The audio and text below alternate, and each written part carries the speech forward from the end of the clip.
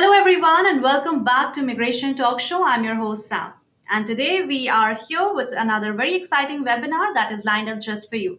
So make sure to watch this webinar till the end and also participate here by joining us on dialing up this number. And you can also write anything on the comment section. And before diving into the topic, let me go ahead with the disclaimer first. By watching our videos, you agree and understand that the information provided by our experts and attorneys, including comments and replies from users, is not legal advice. Use of information at your own risk. All right, friends, with that, once again, welcome back to Immigration Talk Show, and I'm your host, Sam. And we are live on LinkedIn, Facebook, X, and also on Instagram as well. And you can follow us on these many platforms too. And talking about today's topic is another very important and very interesting one. EB2, EB3, and EB5. What is the fastest green card path for you? So, we all know, friends, that getting a green card is a very big deal. But you know what? Our focus shouldn't be just to get it, but also to get it faster and quicker. And that is why we are here. We are having this live webinar where we are going to talk about these three very popular green card paths: EB2, EB3, and EB5, where we are going to explore some major differences like what are the process, what are the eligibility requirements, and most importantly, which one can get you your green card the fastest. Okay, and before diving into the questions, let me also tell you that the great news is we have an expert over here who will be joining me in a bit, who is really, I would say, great in her insights and provide expert advice in a great way, none other than attorney Rani Emandi, who has 28 years of experience in helping employers and foreign workers to navigate the complexities of immigration law. So I would just like to welcome our attorney and our today's guest. Hi, Rani, and thank you so much for being here. Really excited for the show and looking so pretty today. Sam, thank you for having me. It's a pleasure, and I'm glad to share some valuable information about the green card process, which is a very important process for nationals, immigrant, foreign nationals all over the country. And so I'm very happy to be here. Absolutely. Likewise, I think our audience are also very excited for this topic. I think this is a very catchy topic and a very important topic, especially in 2025. So, friends, the best thing is that you can also reach out to our attorney, Rani Emandi, and you just have to visit the link that will be visible on the screen, and you just have to go there. You'll get the contact details of her and go ahead and join her. Okay, and with that, Rani, here we have a very important topic. And this, friends, I think let me go ahead with my very first question that if we can understand some basic information, because there are so many viewers, who are not very much clear regarding these three popular paths. So, Rani, if you can let us know, what are some major difference between these three categories in terms of process, eligibility, and cost? Absolutely. So there are approximately three green card processes that we're going to discuss today. The first is going to be we're going to focus on the EB2, the EB3 category, and the EB5 category. We have an EB1 category which relates to individuals of extraordinary ability in various fields and known for their extraordinary talent. But we're not going to go there. We're going to just focus on EB2, EB3, and EB5. So in terms of what are the major differences, number one, it's eligibility requirements for each of these EB1 or EB2 categories. And secondly, it's going to be the timeline. And that's the most important part, of course. And number three, it's going to be the costs also. So we're going to share some of that with you. In terms of the eligibility requirements for the EB2, let's start with that first. One should possess at least a bachelor's degree and 5 years of work experience in a particular field of study. Whereas for the EB3, you need at least just a bachelor's degree or 2 years of work experience. So the distinction for EB2, you could also have a master's degree. So those are the two primary differences between EB2 and EB3. EB2 is master's plus any years of experience, and or a bachelor's degree and 5 years of experience. Whereas EB3 is just 2 years of experience and or a bachelor's degree. For the EB5, You don't need eligibility in terms of education. You just actually, your qualifications there are capital. You need to possess $800,000 of capital in order to invest in this, to obtain the EB-5 visa, which turns into a green card. The reason we talk about the EB-5 is because it actually, at this time, has the quickest processing times, and that is of paramount interest to our viewers. The biggest issue is, what is the quickest green card? And I'm Yeah. going to highlight that that is the quickest green card right now. The processing time for the EB-5 currently can be as quick as 2 years and can go to 4 years, regardless, at this point, regardless of your country of nationality. Um, in terms of the EB2 and EB3, in terms of their timeline, for the rest of the world, the processing times can be much quicker. Typically, they're in 2022, 2022 timeline for the EB2 or EB3. But if you were talking about India and Indian nationals, the timeline right now for the EB3 category is they're working on April 2013 cases, whereas for the EB2 category, they're working on February 2013 cases, which means we have a timeline backlog of 12 years, because now it's 2025, and you take the difference between that, the fact of what cases they are processing currently. So when you compare the fact that you've got a 12-year wait period versus before you even file for your adjustment of status versus your EB-5, where you're actually receiving a green card possibly within 2 to 4 years, we're talking about a time difference of 8 years that it's quicker. The EB-5 is quicker by 8 years. So that's the crazy part about it. Let's talk about the costs. Let's talk about the differential in costs with all of these. The EB2, EB3 green card is typically paid the majority of the costs are borne by the employer. Sometimes the employer may pass the costs on to the employee, maybe at the last stage. We see fees ranging from $8,000 to $10,000 to $12,000 for this green card process. But don't forget, the first two stages can be completed within the first 2 to 3 years, and hence 2/3 of the legal fees are paid up then, typically by the employer. As a matter of fact, the employer is legally obligated to pay at least the first stage of the current application, and even the first stage, and could also pay the rest. Whereas for the EB-5, the green card process it's substantially higher. Those fees can be up to $60,000 as to the legal fees. It could range from 25,000 on average for the legal fees.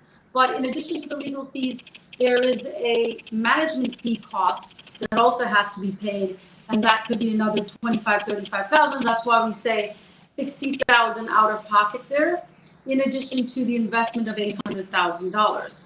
But the good news about the EB-5 investment, and I'm sorry that this is not a quick differential between the three, because it's a general question you asked me about their timeline and the differences. The last point I'll make about the EB-5 is that you can accumulate the investment capital for the EB-5 through family and friends. You can also, it's primarily family, and who can give you gifts. You can also take a loan to accumulate that capital, a loan against collateral, or even receive just a promissory a note with take a loan with a promissory note. So that's it to wrap up the differences between the EB2, EB3, and the EB5. And now I'm sure I thoroughly confused everybody. No, no, absolutely not. You are very much. And with that, Rani, as you have explained about the difference among these three, I would also like to ask that you are saying that EB5 is better than the rest of the two, right?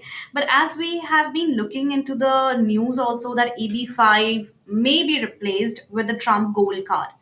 So if you can also shed light a bit on that, like about the golden visa card, right? We have heard that, and we have been also hearing, but we don't know whether it's a rumor or it's a fact, but what it is, and if it's going to replace, then how everything gonna be. If you can also let us know.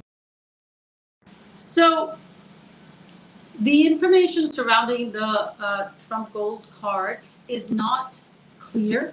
And when it's not clear just yet, because it has to be implemented with regulation or policy, typically that would be a congressional approval for that process. And we haven't heard further information about it just yet. So I think at this time we just have to go with what we have, and there's no need to wait, because even if you start the process and file a case, it's not the case that it will be eliminated. Those who have filed those cases will be grandfathered in to continue their green cards. So you can either wait for whenever any new law arises or is implemented, or you can take those steps and be proactive if you are able to meet the eligibility criterion for the EB-5. So that's what I think. That we're not sure of when, how it'll take impact. But don't forget, it's a $5 million amount, and a very few amount of people can do that. Hence, if you compare the EB-5 to the gold card, the EB-5 is an $800,000 investment. If you tack on certain legal fees, it can be another $60,000. So that's why I think that I don't see any issue at this time in not moving forward with all your other options. All right, that's a great one, and I think that's fairly said, Rani, about this question, and we all agree with that. And with that, I would say that there are so many people who have joined us, and I can also see a list of questions here. So, hi Ricky, hi Magic World, hi Newbie, hi Rudra, Ricky, Fawad, everyone, guys, thank you so much for joining us. We are here live for an hour. Go ahead, ask as many questions as possible. Our expert is here and she would love to take up all your questions. And also, don't forget to like, share, and subscribe to our channel, friends. Our handle is at Immigration Talk Show. So I think Rani, let's take one of the questions from Magic World and let's see what he's asking. So Magic World is asking that could be please let me know how to check in H1B amendment case whether the employee changes his location in the MSA or outside the MSA, and how do I will come to know? Please let me know about this. So it's not a green card question, but I'll be happy to answer it. First, if you're the employee, the law that governs H-1B amendments is whether the new location, the worksite location that you will be working at, is within the same metropolitan statistical area called the MSA or not. That is checked by the attorney. Typically, the same MSA is a 60-mile radius from within that area. And hence, you can generally estimate that if it's within commutable distance, which is according to the Department of Labor rules, about a 60-mile radius, then you are fine, you're within the MSA. However, it has to be checked by the attorney. And that is about a different county, whether it's a different county, you could look that up. If you've got a new city, look up the county. If it's not the same county, then, it's based on the labor condition application of the U.S. Department of Labor guidelines. When you look up a particular city, sometimes it falls within the same counties, but this is not something that you can verify per se. It has to be under the Department of Labor rules, which the attorney typically checks. So that's how it has to be done. Have the employer verify with the attorney, or you could look up whether it's within the same county. But as I said, some cities fall within the same county anyways. I hope that answered the question. Absolutely. And thank you so much, Rani, for picking up this question. Okay, and friends, also don't forget to subscribe to our channel. And Magic World is here, so I hope if you have any doubt or any other following up question, then please go ahead and put them in the comment section, or you can also get in touch with Attorney Rani Emandi. The link is here. You just have to visit this link, and you'll get the contact details of her. And with that, let me go ahead and pick up some other questions too. Okay, Ricky is here. So, hi, Ricky, and thank you so much for your participation. He's asking, my NIW I-140 petition was filed by employer. NIW I-140 petition processing time for the Nebraska Center is 16.5 months as per USCIS website. So, can you give some idea on the typical processing time that you are seeing for the I-140 petition? Also, if the employer lays off, then what happens to the pending NIW I-140 petition?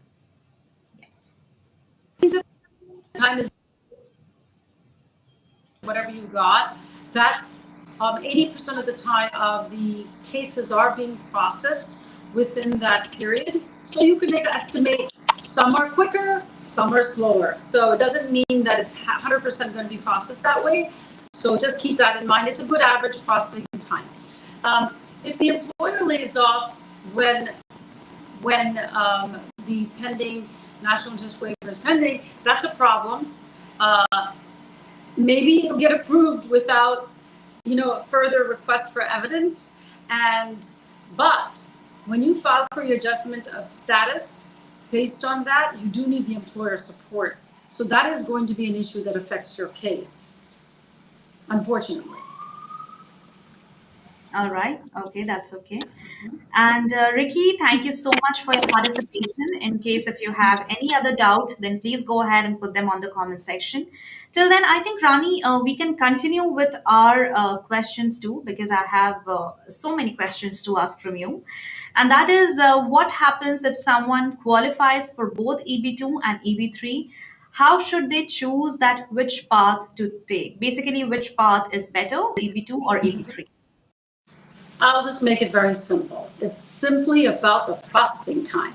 If you qualify for EB2 or EB3, say you have a bachelor's and 5 years of experience, or if you have, basically that's if you are qualifying for both, you'd have to have the bachelor's plus 5. And I would say that you want to have the quickest green card processing time.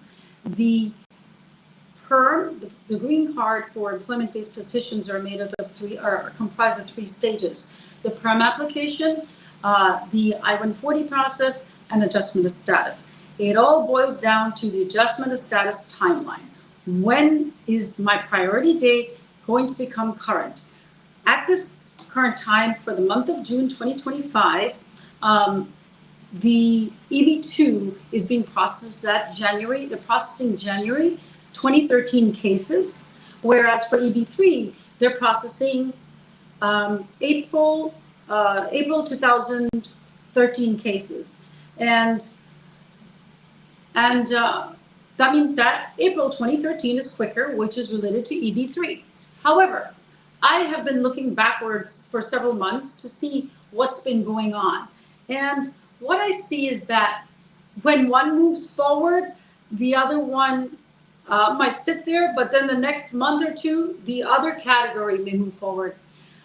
If you want to start now, start with the EB3 process, as it's a couple of months quicker at this time. But these cases move back and forth with the priority dates. That means that the number of green cards being processed or green card visa numbers that are being given out, sometimes they catch up quicker, and they've processed them, and that's why they move the dates forward, saying that we're going to process the older cases now. And so I would say you just go with the the one that's quicker at the moment. But you know what? It could also pull back a little. So it's almost like they are neck and neck, frankly speaking. So they're almost the same. Okay, that's great.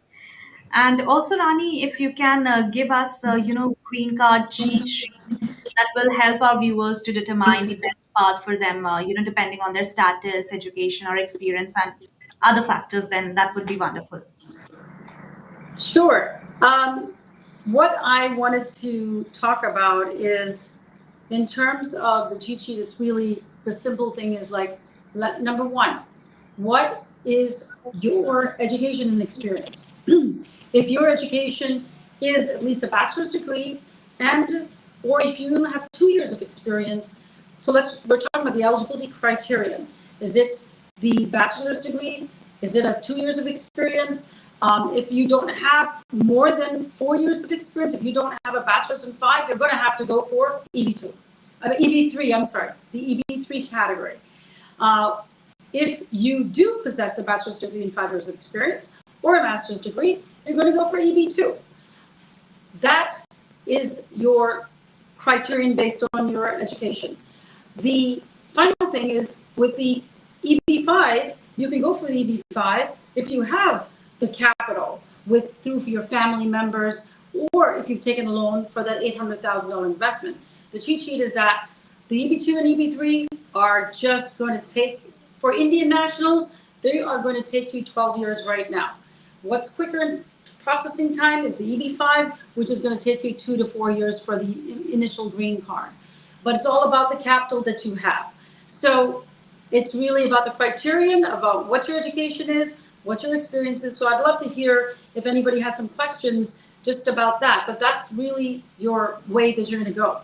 The other part is if you have a family member, going to your little categories, if you have a family member who's a US citizen, who can sponsor you for your spouse visa, or a parent or a child, then you're going to go that route. So you really, those processing times for the family-based immigration can take about 18 months. So it's not that bad, but it's family-based. So if you're stuck with just employment-based, you're looking at those criteria. The other point is if you have, if you're an individual of extraordinary ability in a particular field, and you are able to demonstrate you're in the top 2, 3, 4, 5% in the world in this category, then you can shoot for the EB1 extraordinary ability green card. And those processing times are around about 3-year backlog at the moment. So you could still get your green card through the EB1, but that's going to be at the higher level. You are in an extraordinary ability category, go for the EB1. So that's it. I just wanted to wrap it up and just kind of show you all that these are the pigeonholes that you can evaluate yourself and your merits on, and that's how you can go. With the EB1, keep in mind you can self-petition, whereas for EB2 and EB3, you need an employer. With the EB5, you don't need an employer, but you need capital. So that's the issue at hand. All right, that's wonderfully explained. And thank you so much, Rani, My pleasure. explaining things in a very detailed way. And let me go ahead with my next question. And this is a very demanding question, right? That most of our viewers do ask. That why do some EB5 investors lose their money and still don't get a green card? What do you have to say on this? So it appears that the unfortunate aspect of such a case would be the attorney and the investor failed to conduct due diligence in regards to the viability of the regional center project. That means that, number one, is it certified by the United States Citizenship and Immigration Services? Most likely, yes, because the attorney would not have gone that route. However, the failure lies in that the regional center perhaps has not had a track record of processing green cards, and that is what it's surprising when this happens, because one, the investor should not have invested or move forward with such an application without understanding if there was a track record. And that's what we encourage. We do not guide you to a regional center that just sounds good. Oh, it's creating the basis of a regional center is to create 10 jobs for 10 U.S. workers based on the capital given by the investor. The regional center is an economic center that has been sanctioned by the United States Citizenship and Immigration Services that is creating jobs for multiple people because they're taking investment capital of many investors. What is happening is that it's an economic unit that one portion of the funds to create that capital or economic activity would be investor money, maybe only 25%. Another 25 to 30% could come from a loan from the bank for that regional center, and the final aspect will be cash from the operators of the regional center. Regional centers are nothing more than shopping centers, apartment buildings, malls. It could be development units. So these are huge capital projects that can run to a few $100 million, and 100 million, 200 million, 300 million dollars. And as I mentioned, the capital from the investors ends up being a small portion. Sometimes it's 10, 20%. But that means that for every $800,000 that is invested by the individual from the investor, then 10 US jobs have to be created.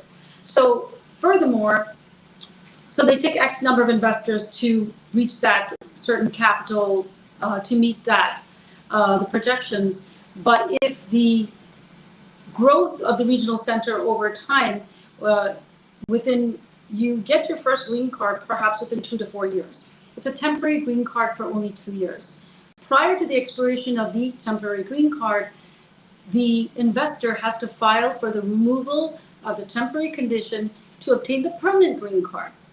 So the regional center has to be viable throughout that entire period, which can be up to 5-6 years.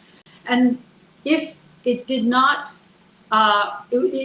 stay profitable, the investor loses their money because there is no income to the EB-5 at the permanent stage. The permanent green card stage will be denied if it's not profitable at that point. And that's where the investor loses their money and their green card. But that's why it's important we use a FINRA licensed broker. It's a broker. There's only 12 FINRA brokers in the United States. They are specifically held accountable.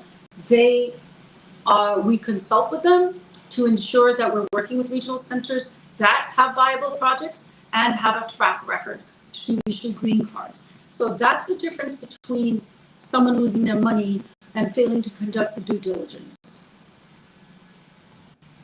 All right, that's really great, and thank you so much, Rani, for taking up these questions very patiently and explaining things in a great way. Now, I think let me go ahead with some of our viewers too. Fawad is here, and friends, also don't forget to subscribe to our channel. Our handle is at Immigration Talk Show. Okay, so let's see what Fawad is asking. So Fawad is asking that I have a master's degree in computer science and about 5 years of experience in tech. Some folks are telling me to go for EB2 and IW, and others are saying EB3 is safer. Okay, so can you help me understand which one would likely be faster for someone like me?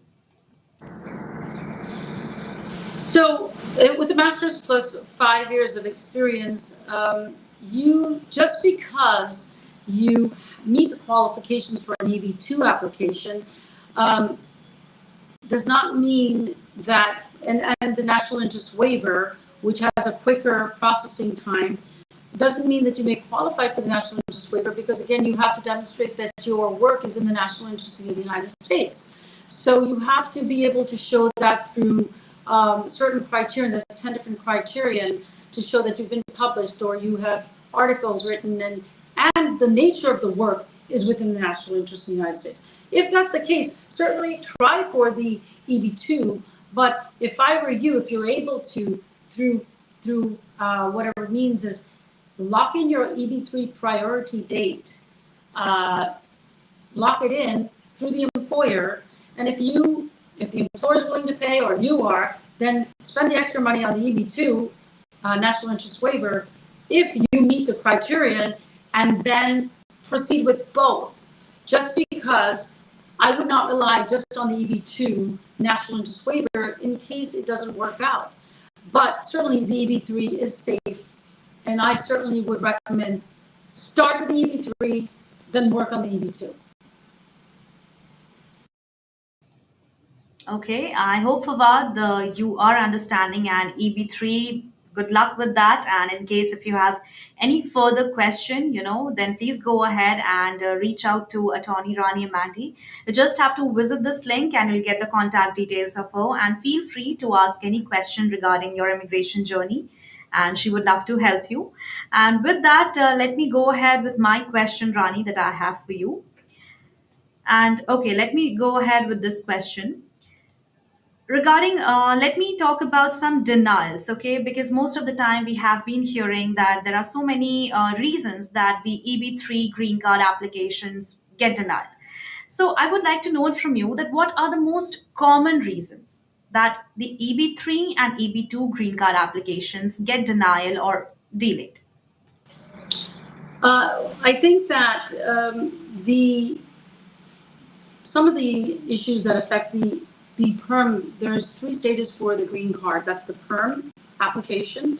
So that is the stop. That is the location where you're looking at potentially, once it's filed, the Department of Labor could issue an audit, and the audit sometimes is, it could be just a simple matter, a simple question as to, justification for the particular position meeting that requirement. Has the employer been overly restrictive in filing this particular labor certification? Have they made it too narrow? Because if they made it too narrow, it's kind of blocking U.S. workers from applying. Have they tailored it closely to the beneficiary, the foreign nationals' experience? So things like that might pop up. In my 2.5 decades of practice, we've had 100% success rate because we are very careful. I think that when you take a case, you have to carefully document the case. You have to ensure you're not being overly broad or restrictive in different ways. I would say it's like a 99% success rate, but what we make sure is that you have to be very careful when you're drafting the requirements. The other reason a case can be denied is if there's if the employer's failure to correctly document the recruitment campaign. So prior to filing the perm application, the employer has to run advertisements in 4 to 5 different media sources, the employer website, an employment-based website, 2 Sunday newspapers, and a third other option, which is a one-time ad in another newspaper. After completion of the recruitment campaign, there's a 30-day wait period, at which time the employer has to document the response for any resumes received and whether any of those workers were qualified, if there were U.S. workers that were received who are qualified to meet these requirements. So if the employer failed to document that, that's a problem. If the employer received resumes from qualified U.S. workers, that's it, game over. The employer has demonstrated that there are U.S. workers available for the position. If there are U.S. workers available for the position, then there's no green card. The basis for this green card to be issued is that they could not find any qualified U.S. workers. So the moment you have that could be a problem, and it is a problem, and the case will not be certified. The fact is, again, it goes down to carefully documenting the job position and job duties with the employer, pulling out all the technical aspects of the position, and ensuring that the position is correctly documented. And so that's the other areas where the recruitment fails, because the recruitment report fails to correctly document, and that U.S. workers have responded. Sometimes it could be the prevailing wage determination, which takes forever, but typically, the prevailing wage is a 4 to 6 month process that is filed prior to the perm application being filed. But either way, it will be certified, but it might delay the case a bit. So delays can come from the perm because sometimes they take longer. They can go to 8 months sometimes, and that could be another potential delay. But audits also delay cases. So audits can delay cases by adding another 4 to 6 months onto the perm processing timeline. Currently, the perm is taking 14 months for approval. It was running even more than that in the last few months, but right now it's come down to 14 months, a little under 12 to 14 months on average. But as I said, the triggers on an audit on the prevailing wage can add 4 to 6 months on to any case. So that's basically the basis on which some cases are delayed or denied. All right. I hope our viewers are understanding. And friends, I hope you're keeping a note of everything whatsoever Attorney Rani Emandi is explaining. And let me go ahead with my next very important question and that I have prepared for you, Rani. And most of the time we have seen that some of the EB5 applicants, they start, but after some time they get a good job. That means that they qualify for the EB2. So, what if someone who is starting EB5, but later on, if they get a good job, who are qualifying for EB2, should they switch or keep going with the EB5? What's your call on that? So my position has always been, let's be safe. Let's be innovative, but let's be safe. Let's secure our green card spot. And what I would say is that I would always keep two open if I can. I would, if you had started the EB5, go ahead with it. If your employer is willing to go ahead with the EB2, go ahead. And when you are, the EB2 or the EB3 has a 3-stage process: the perm, the I-140, and the adjustment of status. Whereas for the EB5, it's going to be your investor application, and then once it's approved, it's the adjustment of status. Currently, EB5 is current for rural investment regional centers. That means you can actually file the I-526E and the adjustment of status at the same time. You could actually do that. I would do that if I have a track record with that regional center, so you can file at the same time. Whether, as to which case, if you have 2 adjustment of status cases pending based on an employment-based application and the investor application, I would say let them both be processed, and you could then see, you can actually change the basis on which the adjustment status application is being processed if you see a quicker timeline from one or the other. If you're an Indian national, EB2 and EB3 is just not, is 12 years behind. So we're not even talking about that. So if you're a national from any other country, that's when you really want to evaluate this and see if you want to switch between EB5 and EB2 and EB3. All right. Thank you so much, Rani, for taking up that question. And this is really very important because most of our viewers, get really confused between these two category and they have faced similar situation. But let me go ahead with another question, and that is regarding the international student. So, what is going to happen? And can an international student OPT plan for a green card through EB2 or EB5 just away? I mean, right after the graduation? Absolutely, nothing prevents an F1 student from having an employer sponsor them. The issue that arises is that while the perm stage can take, actually, since it's taken 12 months or 14 months for the perm processing, it takes another 6 months for preparation with the prevailing wage to be filed and approved. So you're looking at least at 18 months, which is a year and a half, before your first stage can be cleared. Once that stage is cleared, you have to file, the employer will file the I-140, which is the actual immigrant petition.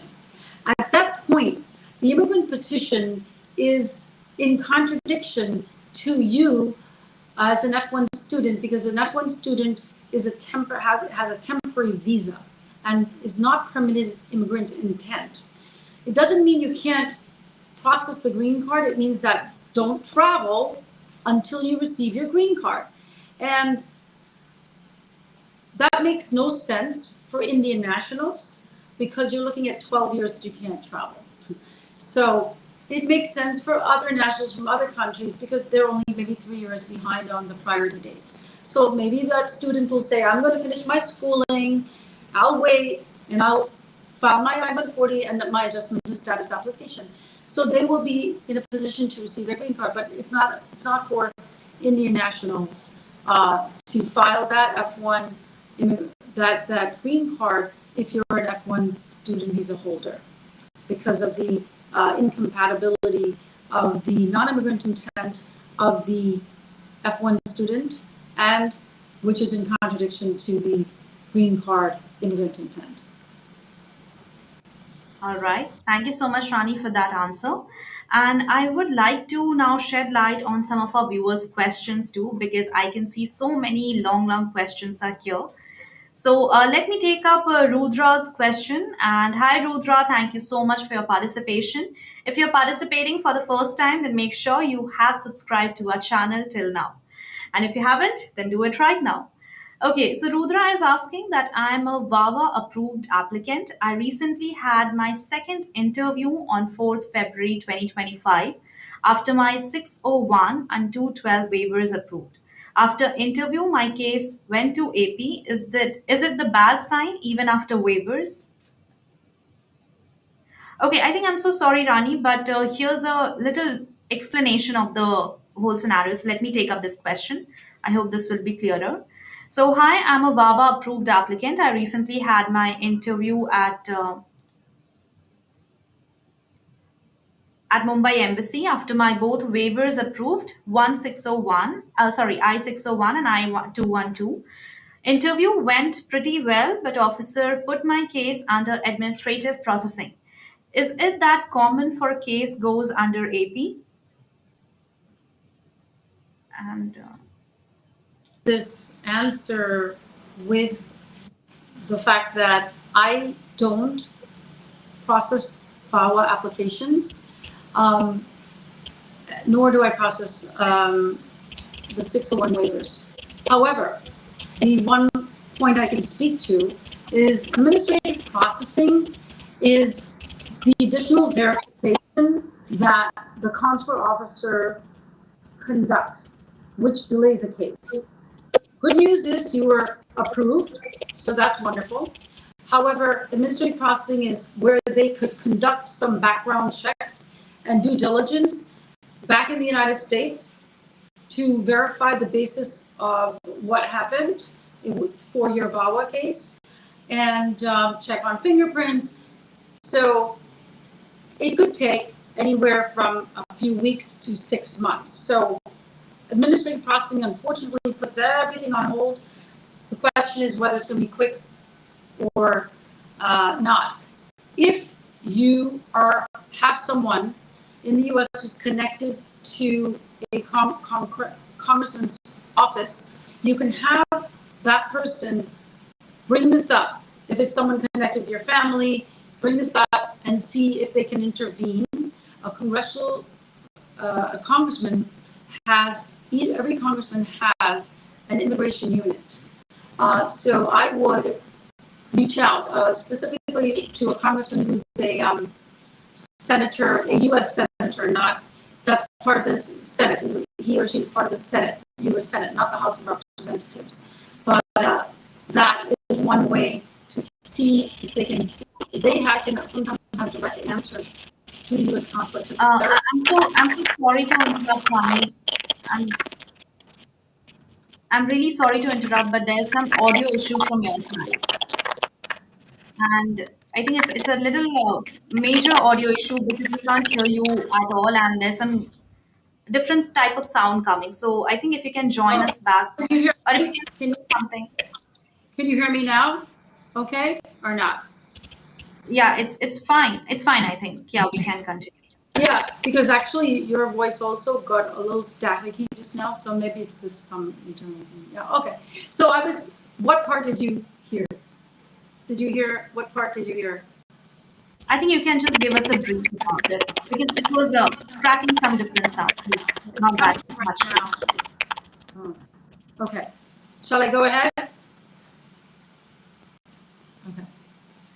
What I was saying is that I don't have experience in 601s and WAWA applications. However, administrative processing is something that happens even once a case is approved.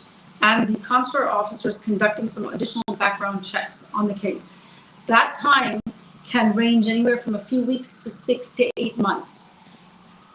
If you have connections with your family, if anyone's here in the US, they can contact the local congressman's office and see, each congressman has an immigration unit, and they can inquire about that case.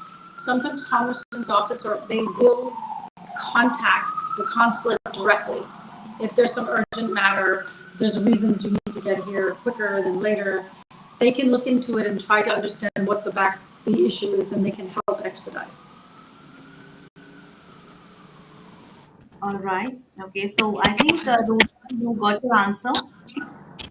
And in case if you still need any help or any other thing, then please go ahead and put them on the comment section and we will definitely take them up. Next, Jay is here. So, hi, Jay, and thank you so much for your participation. The question Jay is asking Rani that how much does the country I was born will affect the speed of each option? I am from India and I have heard that things can be painfully slow. Is that true for all three parts? Unfortunately, the first two are slow, painfully. Yes, 12 years is a long time for you to wait, and you have X number of extensions in the country to bide your time until your date is current, once you have filed your green card application.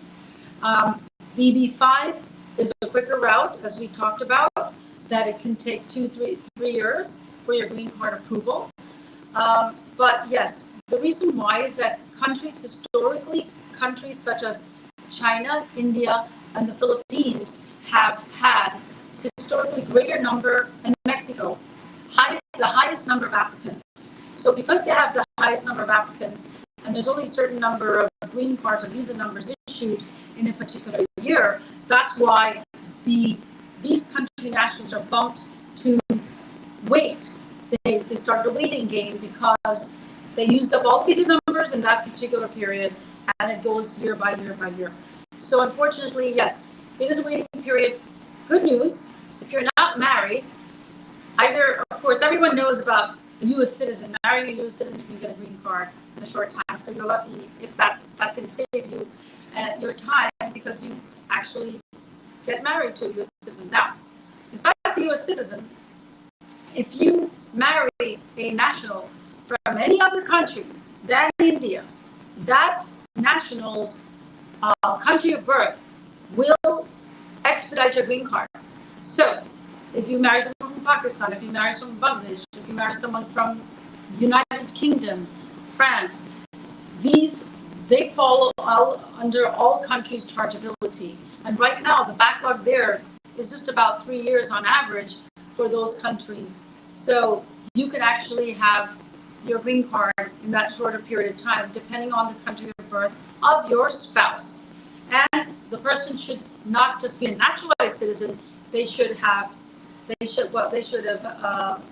has to be based on their country of birth. All right. Those are very important points, and thank you so much, Rani, for explaining things in a very detailed and very clear manner. Thank you, Jay, also for your participation and asking this very important question. This was a very important one. Okay, and also don't forget to subscribe to our channel. Our handle is at Immigration Talk Show. Now, let me go ahead with the Bewake one. So, hi Vivek, and if you're joining us for the very first time, then welcome to Immigration Talk Show.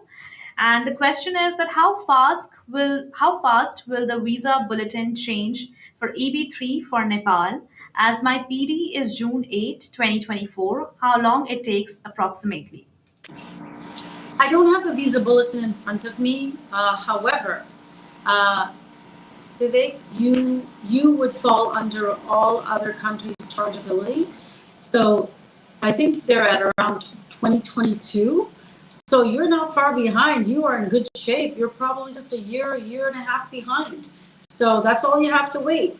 I not offhand, I don't have it unfortunately, but you do fall under all country chargeability, and we can look that up, and you will see, and you just take the difference between what they're processing right now. You look up the visa bulletin, just Google visa bulletin, go to the month of June, go to the all country chargeability column. You fall under that there, even if your country's not mentioned, because you are not one of the other countries with backlogs. And then you would just take the difference between your priority date and the number that's currently mentioned. I think it's about 3 years on average. Two. Right now, I think they're processing 2022. It might be 2021, but you take the difference, and then you're in good shape. You're not far off. All right, that's a good one. And all the best, Vivek, and thank you so much for participation. Now, let me go ahead with Supriya's comment.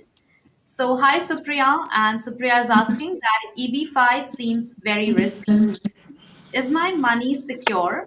And have you seen people getting their investment back? If yes, then after how many years? Yes, we've seen investments being returned. Typically, the investment capital can be returned uh, within five years, 5 to 6 years on average. The As I stated in the past earlier, that you must seek someone who is either guiding you with connection to a FINRA broker. These brokers have studied all the different regional centers. They are also held accountable because they are going to review and give you 2 to 3 different regional centers. And we only find regional centers with track records of giving green cards, of issuing the green cards, and who have a reputation in the industry. So these are large construction companies and whatnot, because they're the ones who are developing and building. So it's not risky if it's done through appropriate professionals, and that's what we've been dealing with. So that's the point at hand. Find out if you can, whoever you deal with, I want to go through a FINRA broker to help make my decision in selecting a regional center. That's what you're going to do. That's what you're going to say. All right. Thank you so much, Rani, for your answer. And Rudra is back and he is saying, thank you for answering my question. I just want to add one more question. Okay. I had my dismissed forgery charges. Is that could be a major reason for my case to went AP? Yes, Rani. Probably, probably. Luckily, it's dismissed. Then they are verifying that information. It's possibly that, because if they're verifying fingerprints, it's going to be, they will look to see were the fingerprints taken, and fingerprints are related to the criminal database. So yes, it looks like it could be the issue, and if it's dismissed, that's good. So it might take some time for them to review that and make the decision. All right. So, Rudra, thank you so much for. And if you haven't liked, share, and subscribe to our channel, then please go ahead and do it right now. Okay. Okay. Vivek is also here, and he's also saying thank you so much for getting me the guidelines. Thank you so much, Vivek. And go ahead, like, share, and subscribe because most of the time we come up with these amazing webinars with attorney Rani Emandi, and hope you don't want to miss it. And also subscribe to our channel, then also hit the bell icon so that whenever we come live, you'll get the notification. Okay, and with that, Rani, let me go ahead with my question, another very important one. And that is, yeah, about this that some founders apply for EB2 and IW while growing their startup. So, what do you have to say? That is this a smart choice or a risky one? Okay, so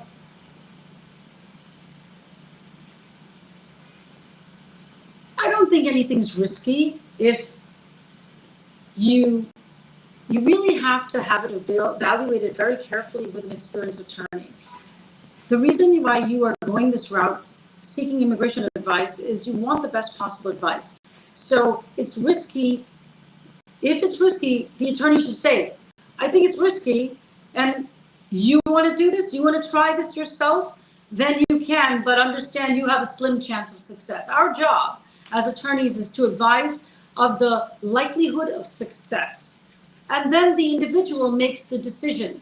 If I tell you something's 50-50, I will say it's 50-50, and you have to say, okay, I'm going to take my chance. Because 50-50 is not 80%. So that's our job, to advise you, and hopefully the attorneys, we have a professional duty to be honest and advise you appropriately. So, it's risky if the attorney tells you it's risky. If the attorney says you have an 80% chance of success, then go for it.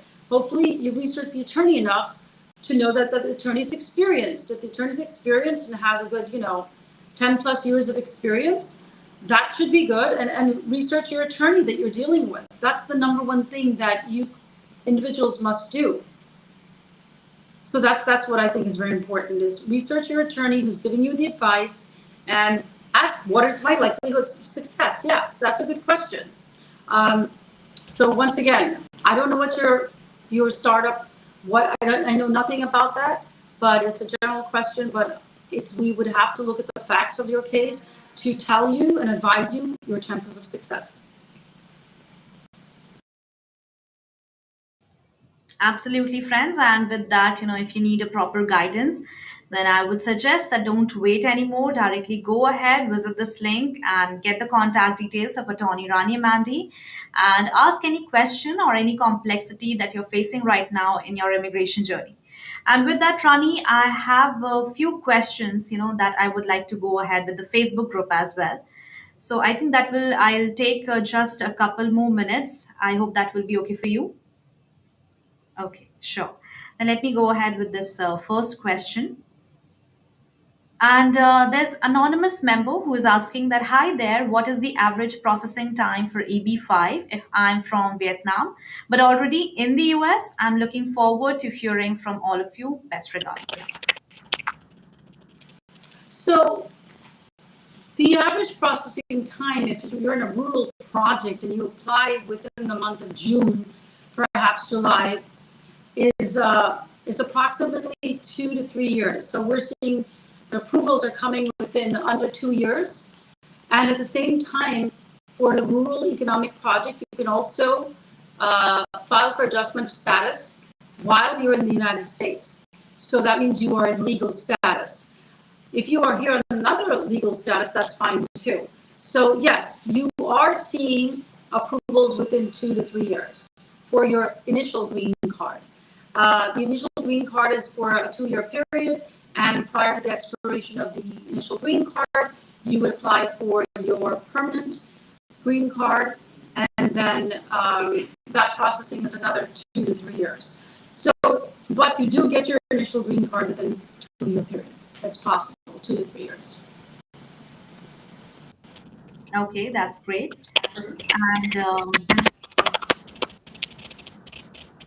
yeah, this is the next question. That hi, few years back, I had enrolled in a PhD program using day one CPT.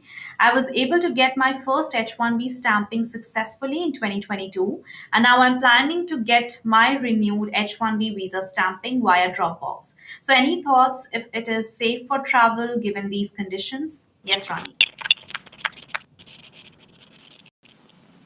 Look, I mean, I don't see any issues as long as you haven't criticized the United States government or, engaged in any sort of, it's going to be, they're looking into social media carefully. They're looking at, if you have a criminal record. Those are the simple things. It used to just be about your criminal record. But other than that, now the countries are looking into social media. So you want to make sure you don't have anything that's contradictory to the interests of the United States. And rightly so. If you come to the United States, you're looking to have a have better opportunities. So it's rightly so.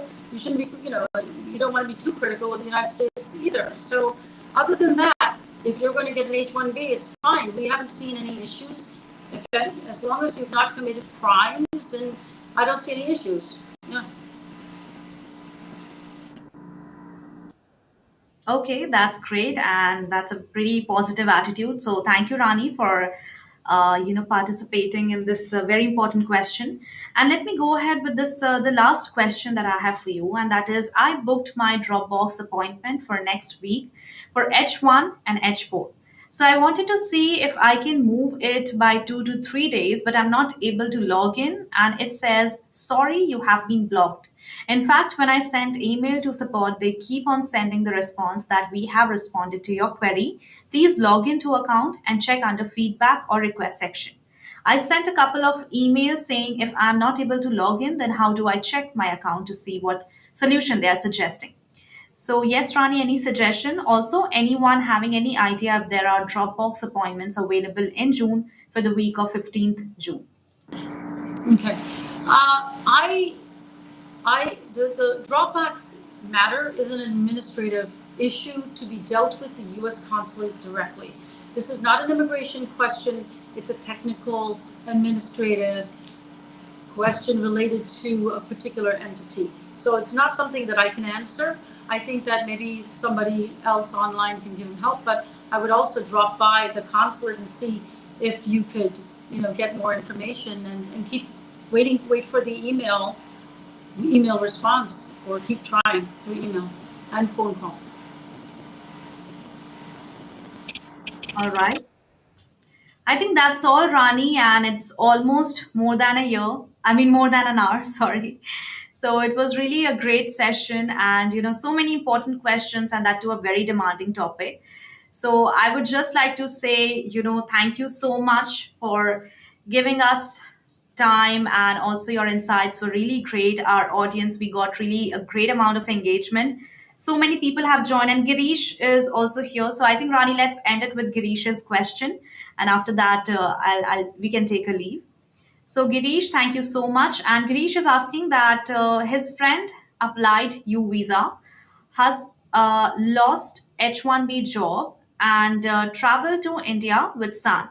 Lost H4 status and stayed 5 months in USA without status, and unauthorized work on H4 EAD.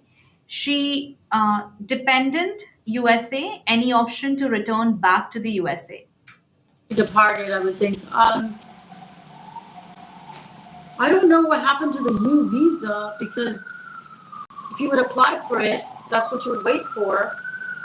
I mean, the only basis for you to be in the United States again is for someone to get a job opportunity.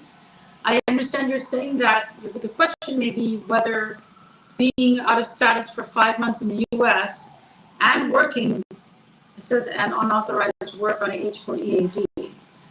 It sounds like a lot of little things going on, little facts that are not clear, but if you get a new opportunity, to come to the United States on H1, you or your husband, then you simply will be questioned on various things at the consulate. But if you did not stay beyond 6 months out of status, then you're okay, because if you stay beyond 6 months out of status in the United States, you have a bar of 3 years. If you stay out of status for over a year, you're barred for 10 years. So I think that you just made the cutoff, so you should have a chance, and I would try again and see what happens. Because if you want to come back, try on a different visa. If it's a work visa or if it's a student visa, try and see what happens. But I'm not sure what happened to your new visa, though. That's right. And I'll say, I hope, Girish, you got your answer. And thank you so much for the participation. We are just about to end this webinar, but in case if you have any question, then please go ahead, put them on the comment section. Maybe not now, but after the live stream ends, then also my team will connect with you and surely try our best to provide you the answer. And with that, Rani, I think that's all for today's webinar. So thank you so much. It was really a pleasure and honor to have a show with you, and really looking forward to have a next show with you next week. So thank you so much for joining us. Sam, thank you. It was actually enjoyable, very enjoyable, because I like to see that we have viewers who are concerned and have those questions, and it's something that we can resolve and provide them some good information in a quick time. So I'm happy that we were able to do that. Thank you. I look forward to working with you again, and thanks for the opportunity. It's been a pleasure. Likewise. Thank you so much, Rani. Have a great day. And you too. Thank you. Okay. Bye. Bye bye. All right, friends. So that's all for today's webinar. I hope you watched it and enjoyed it too. And you can also get in touch with attorney Rani Emandi. And you also don't forget to like, share, and subscribe to our channel.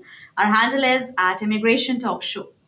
And with that, friends, also don't forget to join us at 4 p.m. EDT. We will be coming live on Daily Immigration Dose. And thank you so much for joining us. Make sure to stay smart, stay safe, and keep watching Immigration Talk Show. Thank you, everyone. I'm Sam signing off for now.